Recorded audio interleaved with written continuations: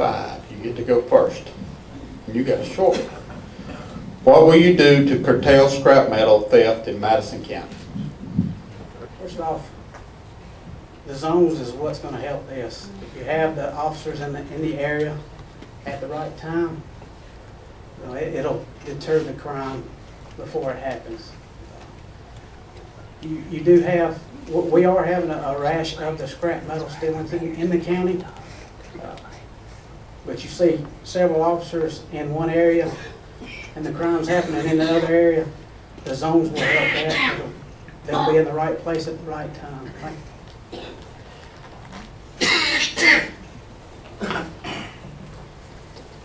The order's complicated. If I can tell y'all, the fact of the matter is, metal theft's not just in Madison County. I work up there in Jackson County and we get them every day.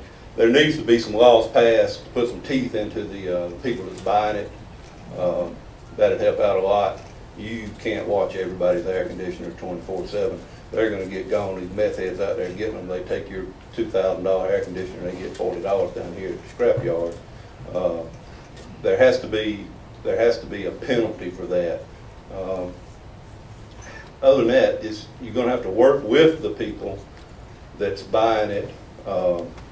I understand if a truckload of metal comes across the scale and there's an air conditioner coil laying on the bottom of it, you can't arrest the lady at the scale windows for buying it when you can't prove that she knew it was in the truck, okay? So we can't just say we're going to arrest everybody that buys an air conditioner coil that's stolen.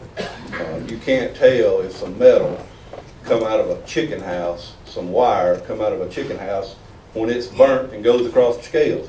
You know it's stolen, but you don't know if it's stolen from Mr. Jones or if it came from Mr. Smith.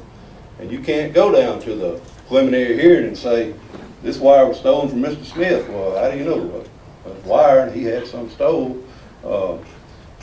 It won't work. You gotta have teeth into them buying any ferrous metals. They need to have pay by checks. They don't need to be paying by cash. There needs to be a waiting period on them to buy the stuff.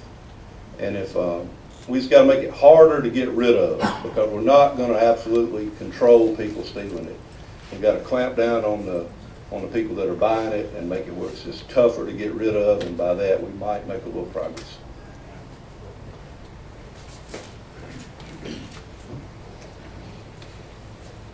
First off, it's presence.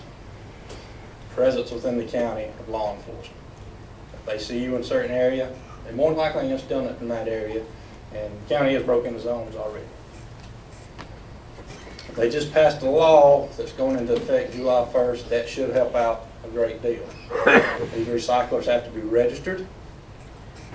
The people selling it have to be registered with the Secretary of State.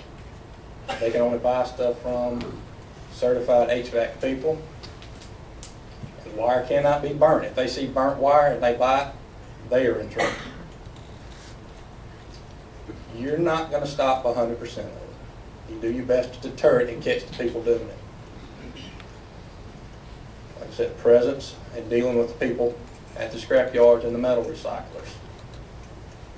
They can tell if something burnt's coming in. Most of the time, it ain't legal. If you're going to sell scrap wire like that, you ain't going to burn it, you're going to take it out. And so far, we've worked pretty well within this county at keeping that down.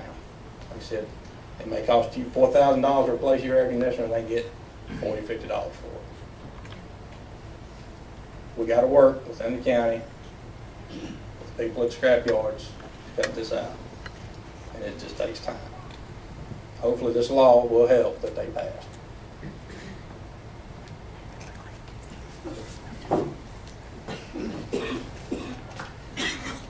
Well, it does take time to address issues. We've had 6 years of straight thefts that have gone up, and the crime statistics here in Madison County, if you look on the state reporting website, you'll find that every year for the past 6, and that's as far back as I went, has had an increase in thefts here in Madison County. We've had a little bit of time to address it, but we haven't done a very good job doing that. We do need to work with all the recyclers here in Madison County, specifically out on 29. And when they come in there, we can work with them. We can work together with them. There are some laws that are specifically applicable to recycling buyers, and those will help. It'll help, encourage folks to do right when they're buying them. We also, more importantly, need to put folks back out in the community, make sure they're talking to people, make sure that you're comfortable talking to the deputy that works your area. So when he sees the blue truck pulled up at your house at 2 in the afternoon, he knows it's not supposed to be there. So he's got a reason to get out and check on it. And that way we can actually intercept some of the thefts and try to eliminate some of them. We're not going to eliminate all of them, but we're going to make a dent in it. If you take the proper proactive steps, we'll make a difference. And if y'all can work with me, we'll do that.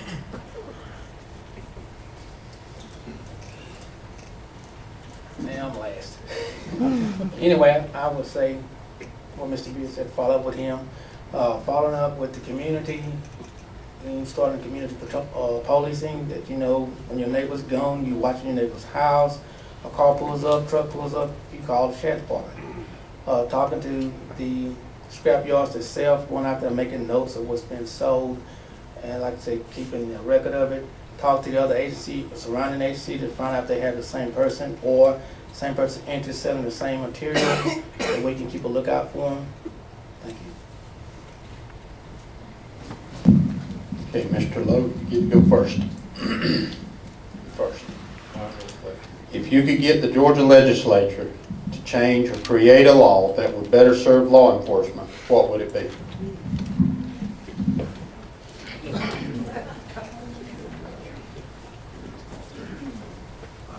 If I could get the legislature to change the law that would Or create a law create a law, that would better serve law enforcement, what would it be?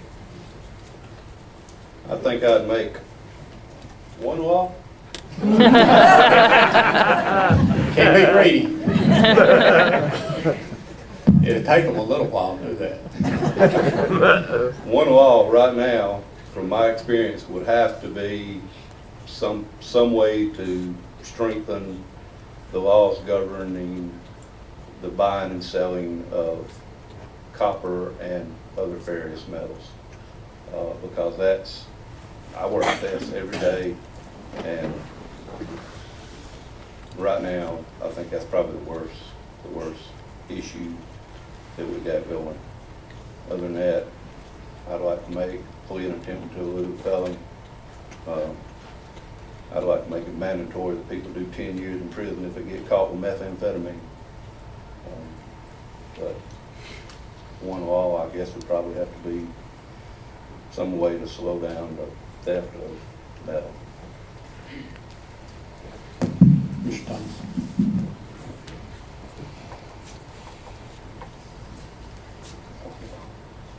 Be on anything. If I could pass one law or get them to pass one law, it would be to look up how they can speed up the court systems. Because if you look at it, you're dealing with the same people over and over and over. You can almost watch every 6 months. You'll see a group of people come through. They'll get locked up. 6 months later, it's the other group of people. It's a constant revolving door. And this probation stuff that they get, some people it works, the majority it doesn't. You get one shot at it, then you go back. It's a hard lesson for them to learn. Some of them will learn, but as long as they know they're going to constantly go in and out within a few months, it does